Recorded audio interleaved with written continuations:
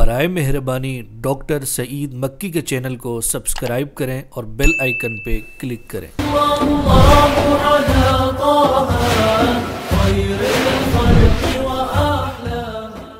الحمدللہ رب العالمین ثم الصلاة والسلام على سید المرسلین وخاتم النبیین والمبعوث رحمة للعالمین وعلى آلہ واصحابہ اجمعین وبعد۔ لقد جاءکم رسول من انفسکم عزیز علیہ ما عنتم حریص علیکم بالمؤمنین رؤوف رحیم۔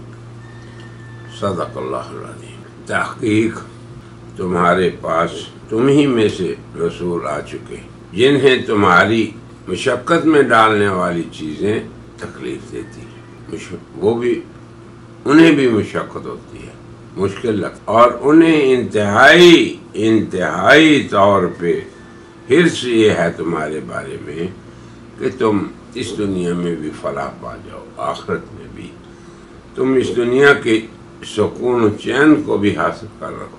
یعنی الرسول کی اپنی امت کے لیے اور ہر امتی کے لیے، ہر علاقے کے انسان کے لیے، پوری بشریت کے لیے کیا خواہش ہے کہ اسے کوئی تکلیف نہ پہنچے، نہ دنیا میں نہ آخرت میں۔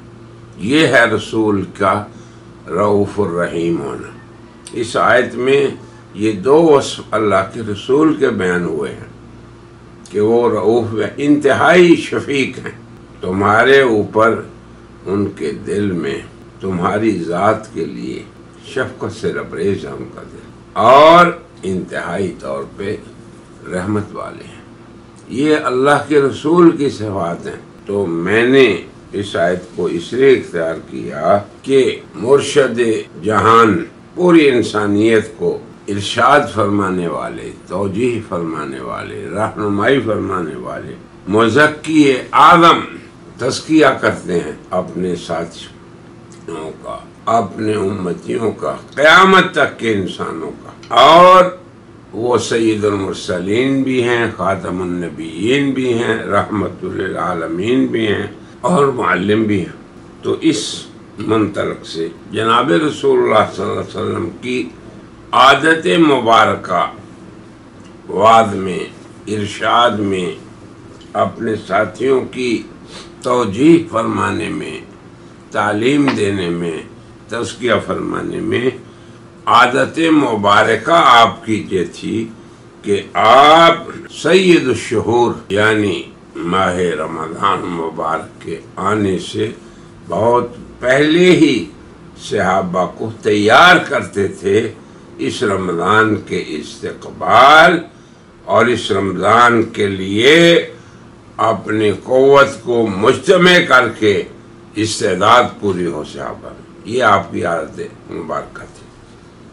لہذا ہمیں بھی چاہیے کہ ہم آپ کی سنت پہ، اس عادت مبارکہ پہ عمل کرتے ہوئے ان ایام میں خود اپنے آپ کو بھی خطاب کریں، بلکہ اپنی ذات سے ہی شروع کریں، پھر اپنے ساتھیوں اور احباب کو بھی وہ باتیں سلجھائیں جو رسول اللہ صلی اللہ علیہ وسلم اس ماہ مبارک کے سلسلے میں اپنے صحابہ کو سکھاتے تھے۔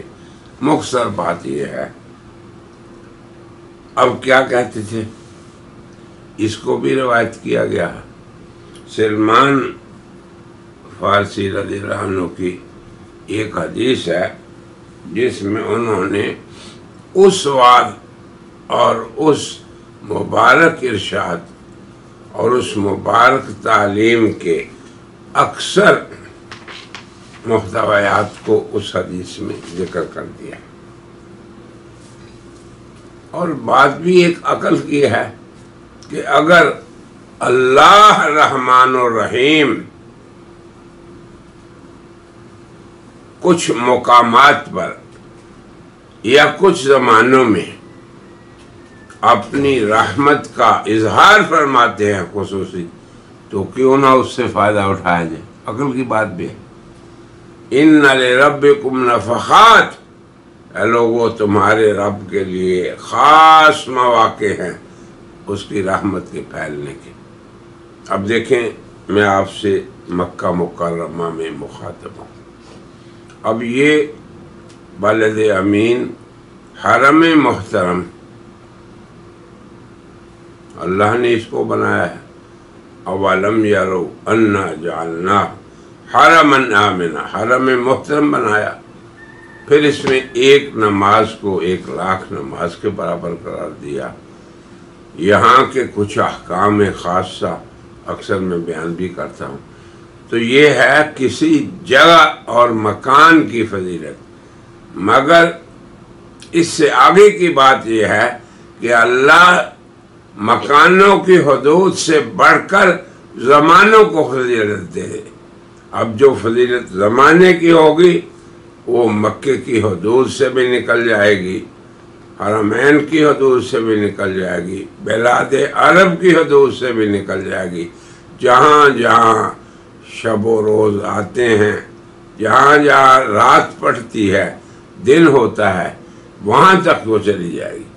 اس لیے جناب رسول اللہ حضرات صحابہ کرام کو شعبان کے آخر میں، پہلے تو یہ ہم نے بتایا کہ رجب میں ہی دعا فرماتے، اے اللہ بارک لنا فی رجب و شعبان۔ دیکھو یہ ہے طریقہ معلم کی تعلیم کا، مربی کی تربیت کا، مزکی کی تزکیہ کا، کہ وہ مبارک شب و روز، مبارک مقامات، ان سے غفلت میں نہ رہے۔ اور یہی ہماری حضرات سامعین آپ سے گزارش ہے کہ ماہ شعبان میں ہماری غفلت اٹھ جانی چاہیے، اور پھر رمضان کی خوب استعداد اور تیاری ہمارے اندر ہو۔ تو حضور فرماتے کیا؟ حضرت سلمان کی روایت ہے، قال خطبنا رسول اللہ صلی اللہ علیہ وسلم فی آخر یوم من شعبان، کہ حضرت صلی اللہ علیہ وسلم نے ہمیں خطاب فرمایا، خطاب وعظ و ارشاد، خطاب استقبال و استعداد رمضان، اور اس میں فرمایا وقال یا ایھا الناس، اے لوگو۔ ہمیں بھی تصور کر لینا چاہیے کہ وہ خطاب ہم تک پہنچا ہے، ہم بھی اس کے مخاطب ہیں۔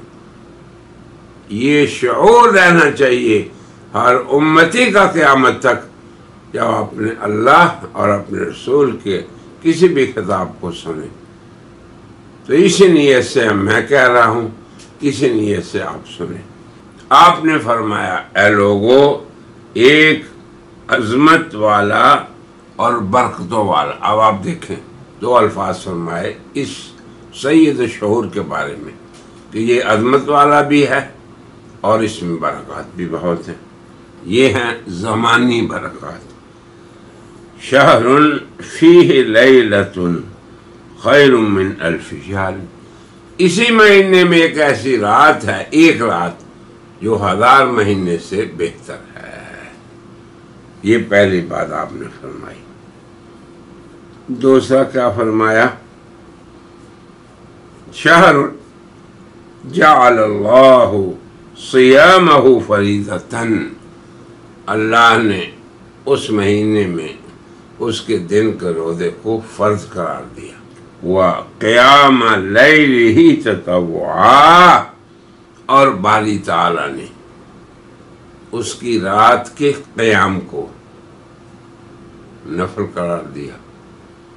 یعنی روزہ تو سبھی رکھیں گے اور قیام جو ہے اسے بھی سبھی کریں گے، لیکن فرق ہے حکمن یا احکام میں جو فرق ہے، مراتب جیسے آدمیوں کے ہوتے ہیں ایسے شریعت میں احکام میں بھی ہوتے ہیں۔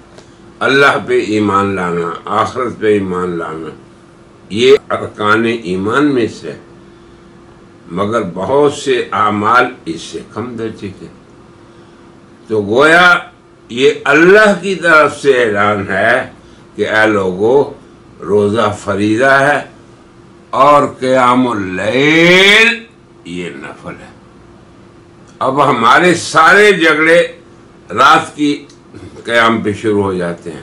انا للہ و انا الیہ راجعون۔ کیا ہے یہ علم اور کیا ہے یہ علماء کہ جن کے اختلافات بھی اسی مہینے شروع ہوتے ہیں۔ انا للہ۔ چلیں آگے۔ من تقرب فیہ بخصلۃ، ایک نیکی اللہ کے قرب کے لیے جو کرے گا، اجر دیکھیں، کمن ادا فریضۃ۔ اب آپ دیکھیں کہ فریضہ یا فرض ہونا کسی عمل کا یہ سب سے اونچا حکم ہے، باقی اس کے نیچے ہیں۔ تو گویا ایک فرض ادا کرنے کا رمضان کے اندر اجر یہ ہے قیمتیں بڑھ رہی ہیں، سودے اونچے داموں بک رہے ہیں، یہ تصور ہے۔ تو جس نے 70 فریضے گویا اس نے ادا کیے، فی ما سوا رمضان کے علاوہ۔ اب آپ دیکھیں کوئی تاجر اگر 70 گنا اسے نفع کسی جگہ میں ملے، وہ جگہ ہزاروں میل دور ہو تو پہنچ جاتا ہے، اور اگر کسی کو کسی زمانے تجارت میں کوئی خاص جشن کے موقع پہ ملے تو وہ بھی اس فرصت کو ضائع نہیں کرتا۔ بس میرے پیارے سامعین، یہ تصور جو آپ کو ہو جائے تو یہ سمجھ لیں کہ ہماری زندگی بن جائے اور ہم کما حق ہو ان خیر کے موسموں سے فائدہ اٹھا سکیں گے۔ پھر آگے فرمایا وَهُوَ شَهْرُ الصَّبْرِ، صبر کا مہینہ ہے۔ واقعی شہری سے غروب آفتاب تک صبر ہے، کھانے سے پینے سے صبر ہے، ہر گناہ سے، ہر معصیت سے۔ انشاءاللہ آئندہ مدارس میں ہم بتائیں گے کہ رمضان کے کیا آداب ہیں، روزے کے کیا آداب ہیں، لیکن ابھی فی الحال یہ سن لیں کہ کیسے جناب رسول اللہ اپنے ساتھیوں کو ان کی استعداد فرماتے استقبال رمضان کے لیے شروع سے۔ پھر آگے فرمایا یہ پھر غمخواری کا مہینہ ہے، رہا صبر تو اس کی جزا جنت ہے۔ اور غمخواری آپ دیکھتے ہیں، احساس ہو جاتا ہے اغنیا کو کہ بھوکے رہنے والے کیسے دن اور رات گزارتے، پھر اغنیا کو احساس ہوتا ہے کہ ہم اپنے ساتھی بھائی جو فقراء ہیں اس میں خوب ان کی مدد کریں۔ یہ دیکھیں امت کی تربیت کیسے جناب رسول اللہ مربی اعظم نے فرمائی۔ پھر آگے فرمایا شہر یزاد فیہ رزق المومن۔ دیکھ لیں، محسوس کر لیں، آپ مشاہدہ کر لیں ایسا مہینہ کہ مومن کا رزق اس میں بڑھ جاتا ہے، خیرات اور برکات اس مہینے میں ہر طرف سے آتی ہیں، اور ہر بندہ اپنے رزق کے زائد کو اس میں محسوس کرتا ہے۔ یہ کوئی فلسفہ نہیں، مشاہدہ ہے۔ پھر آگے فرمایا من فطر فیہ صائما کان مغفرۃ لذنوبہ وعتق رقبتہ من النار۔ اب آپ دیکھیں، جس نے کسی روزے دار کی افطاری کی کرائی، اب یہ افطاری اس کے لیے کیا ہوگی، یہ ہے سمجھنے والی بات۔ تو یہ افطاری اس کے لیے بخشش ہے، یہ الفاظ ہیں رسول اللہ صلی اللہ علیہ وسلم کے، میں اس میں کوئی اشارہ نہیں کر رہا۔ اور آگے فرمایا کہ یہ افطاری گناہوں سے بخشش اور گردن کی آگ سے آزادی ہے۔ کم نہ سمجھے آپ افطاری کو بڑھ کے شوق سے آگے بڑھ کے افطاری کرائیں. اور جیسے الحمدللہ ہم مشاہدہ بھی کرتے ہیں کہاں کہاں سے لوگ اہتمام کر کے افطاری کراتے ہیں اپنے بھائیوں کو. تو یہ مشاہدے اور ایمان کی زیادتی کو دیکھنے کا مہینہ ہے. آگے چلیں. وَقَانَ لَهُ مِثْلُ أَجْرِهِ. افطاری والے کو گناہوں سے مغفرت بھی مل گئی، جہنم سے اس کی گردن کی آزادی بھی ہو گئی، اور ساتھ ہی روزے دار کا اجر جتنا روزے دار کو ملا اسے بھی مل گیا. یہ دیکھیں کیسا عجیب تصور ہے رمضان مبارک کی عظمت اور برکتوں کا جو رسول اللہ صلی اللہ علیہ وسلم بتا رہے ہیں. اور آگے فرمایا کہ روزے دار جس کو دوسرا بھائی روزہ افطاری کرا رہا ہے اس کا اپنا اجر بھی کم نہیں ہوگا. تو یہ نہ سمجھیں کہ ہم تو بڑے اغنیا میں سے ہیں اور یہ افطاری کرانے والا یہ ہمارے مقابلے میں کیا ہے. ہرگز ہرگز اے اہل ایمان یہ تصور کسی کا بھی نہیں ہونا چاہیے کہ اگر آپ کو کوئی افطاری کراتا ہے تو آپ میں تعلی اور تکبر آ جائے. بڑی خطرے کی بات ہے کہ ہم کیوں اس کے افطاری سے افطاری کریں. یہ دیکھو کیسے جناب رسول اللہ اسلامی اخوت اور برادری سے اپنی امت کے تمام طبقوں کو ایک بنا رہے. یہ ہے اصل رمضان کی عظمت اور برکتوں کا تصور. آگے چلیں. آگے پھر فرمایا کہ جب صحابہ نے یہ کہا یا رسول اللہ لیس کلنا یجد ما یفطر، ہم میں سے ہر ایک تو اتنا اس کے پاس نہیں ہوتی رزق کہ وہ دوسرے کو افطاری کرا سکے، تو اب کیا کیا جائے. یعطی رسول اللہ صلی اللہ علیہ وسلم نے فرمایا یعطی اللہ هذا الثواب من فطر صائما على تمرة او شربت ماء او مذقة لبن. یہاں سمجھے حمزہ تم بھی ذرا اس کو خیال کر دینا بیٹا. اب جب صحابہ نے کہا یا رسول اللہ ایک بندے کو کھلانا، اس کے لیے تو آپ کو پتہ ہے ایک آدمی کا راشن کتنا ہوتا ہے، تو ہمارے پاس اتنا تو نہیں ہر ایک کا. تو آپ نے فرمایا کہ افطاری کا اجر جو پہلے بیان ہوا، گناہوں سے بخشش اور جہنم سے گردن کی آزادی، اور روزہ دار کو جتنا اجر اس کو بھی کس میں مل سکتا ہے کہ اگر آپ نے کھجور ایک عدد کھجور سے کسی کی افطاری کرا دی، پانی کے ایک گھونٹ سے کسی کی افطاری کرا دی، یا دودھ کے ایک گھونٹ ہی سمجھ لیں جس سے وہ پی سکے. اللہ اکبر اللہ اکبر. اس پہ ہی یہ ساری فضیلتیں مل جائیں گی. تو حضرات کرام خود بھی اہتمام کریں اور اوروں کی بھی افطاری کا اہتمام کریں. اللہ اکبر کبیرہ.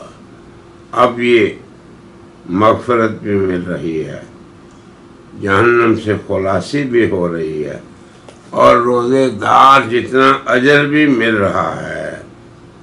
کس کو؟ ہر اس شخص کو جو پانی کے ایک گھونٹ سے،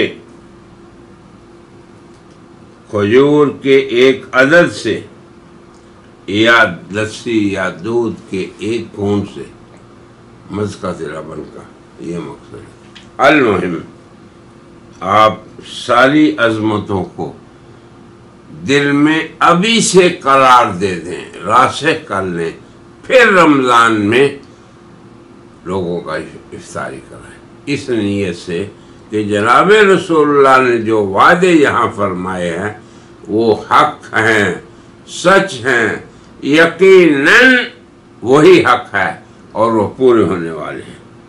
پھر آگے آپ نے فرمایا کہ دیکھو وَهُوَ شَهْرٌ، یہ ایسا مہینہ ہے، اس کا پہلا حصہ رحمت ہے، دوسرا مغفرت ہے، تیسرا جہنم سے چھٹکارے کا ہے۔ اور جس شخص نے اپنے نوکروں، غلاموں، عبید ان سے تخفیف کی کہ بھائی روزے دار ہے، خیال رکھیں ہمارا بھائی ہے، غفر اللہ لہ وعتقہ من النار، اس آقا کو، اس مالک کو جو اپنے ملازموں پہ رمضان میں تخفیف کرتا ہے، اللہ تبارک و تعالی اس کو اس کے گناہ بخش دیتے ہیں اور جہنم سے چھٹکارا دے دیتے ہیں۔ پھر آپ یہ تو اس کی عظمت ہے، اب اس عظمت کے لیے ہمیں کیا کرنا چاہیے؟ یہ ہے مربی آدم، مزکی بشریت اور معلم انسانیت جناب محمد رسول اللہ رحمت للعالمین کی ہمارے سب کے لیے توجیہ کہ ہمیں کیا کرنا ہے اس مہینے میں۔ تو آپ نے فرمایا وَاسْتَكْثِرُوا فِيهِ مِنْ 4 خصال، 4 کام کرنے ہیں، 2 کاموں سے تو تم اپنے رب کو راضی کرو گے، اور 2 خصلتیں تمہاری اپنی ضرورت ہیں، تم ان سے مستغنی نہیں ہو سکتے ہو۔ تو پھر آگے شرح فرمائی کہ 2 وہ خصلتیں جن سے تم اپنے رب کو راضی کرو گے، وہ کیا ہیں؟ فَشَهَادَةُ أَلَّا إِلَٰهَ إِلَّا اللَّهُ۔ اب آپ دیکھو میرے احباب کرام، ذکر کی لذت ذکر کرنے والا ہی محسوس کرتا ہے، تو کثرت سے افضل ذکر ہے لا الہ الا اللہ، چلتے پھرتے آپ اس کی تسبیح کرتے ہیں۔ اور دوسری استغفرونہ، استغفر اللہ، کیا جائے گا آپ کا؟ مگر آپ کی قیمت اور آپ کے اعمال کا وزن اللہ کے ہاں بڑھ جائے گا۔ یہ یاد رکھیں کہ ایک ایسا بھی دن آنے والا ہے جس دن اعمال کی قیمت لگے گی اور ان کا وزن ہوگا، اور جس کے اعمال کا وزن بڑھ گیا وہ مزے کی زندگی میں۔ تو یہ چیزیں ذہن میں رکھنی چاہیے ہمیں۔ آگے پھر فرمایا کہ 2 خصلتیں جو تمہارے لیے ضروری ہیں، اپنے لیے تمہارا چارہ نہیں اس کے بغیر، وہ یہ ہے کہ تم اللہ سے جنت مانگو۔ دیکھو کیسے رؤوف الرحیم ہیں جناب رسول اللہ اپنی امت کے لیے، خیر ان کے لیے۔ تو تم کیا؟ جنت کو مانگو اور جہنم سے پناہ مانگو۔ اور جس شخص نے روزے دار کو پلایا، اللہ تبارک و تعالیٰ کیا اجر اسے دیں گے؟ اللہ اس کو جناب رسول اللہ کے حوض سے پلائیں گے۔ بس حضرات کرام، میری گزارش یہی ہے کہ جو جناب رسول اللہ نے جن الفاظ میں، جن ارشادات میں امت کے ساتھ شفقت اور مہربانی کا اظہار کیا ہے، آگے ہمیں بھی آپ کے ارشادات کو اسی طرح قبول کرنا ہے اور پورا رمضان اسی طرح گزارنا ہے۔ وآخر دعوانا الحمدللہ۔